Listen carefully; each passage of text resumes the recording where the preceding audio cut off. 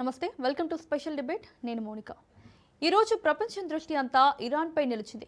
దాదాపు వారం రోజులుగా కొనసాగుతున్న భారీ ప్రభుత్వ అంత్యక్రియలకు నేడు ముగింపు పలుకుతూ మాజీ సుప్రీం లీడర్ అయతుల్లా అలీ ఖమేనీని ఆయన స్వస్థలమైన మషహద్లోని ఇమాం రేజా దర్గాలో ఖననం చేయనున్నారు. టెహ్రాన్లో ప్రారంభమైన ఈ అంతిమ యాత్ర కోమ్, నజఫ్, కర్బలా వంటి షియా మత కేంద్రాల మీదుగా సాగి నేడు తుది ఘట్టానికి చేరుకుంది. లక్షలాది మంది పాల్గొన్న ఈ కార్యక్రమం కేవలం ఒక నాయకుడి అంత్యక్రియ మాత్రమే కాదు, ఇరాన్ తన రాజకీయ, మత, వ్యూహాత్మక శక్తిని ప్రపంచానికి మరోసారి ప్రదర్శించే ప్రయత్నంగా విశ్లేషకులు చూస్తున్నారు. కానీ అసలు ప్రశ్న, ఖమేనీ మరణించారా? అవును. కానీ ఖమేనీ నిర్మించిన వ్యవస్థ చనిపోయిందా? అదే ఇప్పుడు ప్రపంచాన్ని ఆలోచింపజేస్తోంది.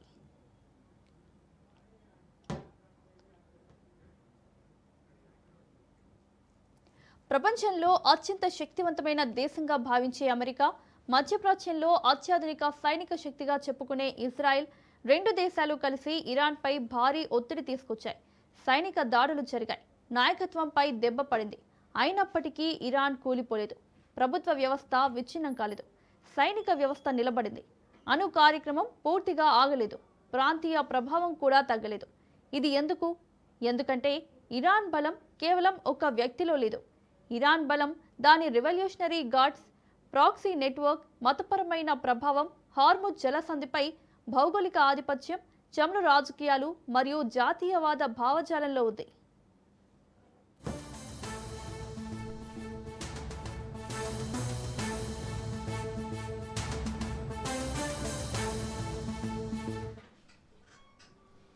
ఈ యుద్ధం ప్రపంచానికి ఒక కీలక పాఠం నేర్పింది. 21వ శతాబ్దంలో యుద్ధాలు కేవలం ట్యాంకులు, ఫైటర్ జెట్లు, అణుబాంబులతో గెలవలేం. చమురు మార్గాలను నియంత్రించే దేశం, సముద్ర రవాణాను అడ్డుకునే దేశం, ప్రపంచ సరఫరా గొలుసులను కుదిపేయగల దేశం, అంతర్జాతీయ మార్కెట్లను ప్రభావితం చేయగల దేశం, అది కూడా ఒక సూపర్ పవర్లా వ్యవహరించగలదు. అదే ఇరాన్ చేసి చూపించింది.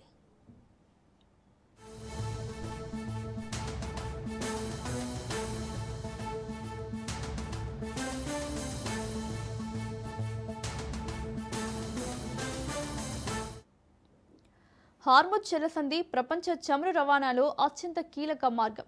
ప్రపంచంలో సముద్ర మార్గాల ద్వారా వెళ్లే చమురులో గణనీయమైన భాగం ఈ మార్గం ద్వారానే ప్రయాణిస్తుంది. అందుకే హార్ముజ్ పేరు వినిపించిన ప్రతిసారి ప్రపంచ మార్కెట్లు కుదేలవుతున్నాయి. చమురు ధరలు ఎగబాకుతున్నాయి. ఆసియా, యూరప్, అమెరికా వరకు ఆర్థిక ప్రభావం కనిపిస్తుంది. ఇక మరో కీలక ప్రశ్న, అమెరికా ఇరాన్ యుద్ధం నిజంగా ముగిసిందా? అధికారికంగా కాల్పుల విరమణ ఉన్నప్పటికీ పరిస్థితులు మాత్రం వేరే కథ చెబుతున్నాయి. గల్ఫ్ ప్రాంతంలో అమెరికా స్థావరాలపై క్షిపణి, డ్రోన్ దాడుల హెచ్చరికలు కొనసాగుతున్నాయి. అమెరికా కూడా వ్యూహాత్మక లక్ష్యాలపై దాడులు కొనసాగిస్తోందనే నివేదికలు వెలువడుతున్నాయి. కాల్పుల విరమణ ఉన్నా నమ్మకం లేదు, చర్చలు ఉన్నా విశ్వాసం లేదు. శాంతి గురించి మాట్లాడుతున్నా యుద్ధం నీడ మాత్రం ఇంకా తొలగలేదు.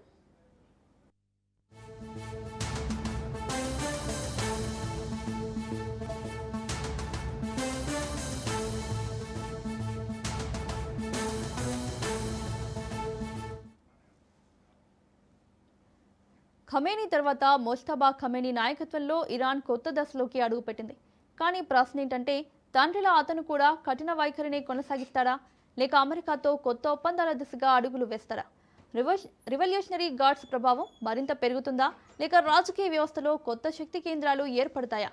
ఇవన్నీ ఇప్పుడు ప్రపంచం గమనిస్తోంది. మరోవైపు చైనా, రష్యా కూడా ఈ పరిణామాలను నిశితంగా పరిశీలిస్తున్నాయి. ఎందుకంటే ఇరాన్ కేవలం మధ్యప్రాచ్య దేశం కాదు, అది యురేషియా వ్యూహంలో కీలక కేంద్రం. చైనా బెల్ట్ అండ్ రోడ్ ప్రాజెక్టుకు, రష్యా ప్రాంతీయ వ్యూహాలకు, గల్ఫ్ చమురు మార్కెట్లకు ఇరాన్ అత్యంత కీలక దేశం. అందుకే ఖమేనీ మరణం తర్వాత కూడా ఇరాన్ను పూర్తిగా ఒంటరి చేయడం అంత సులువు కాదని విశ్లేషకులు చెబుతున్నారు.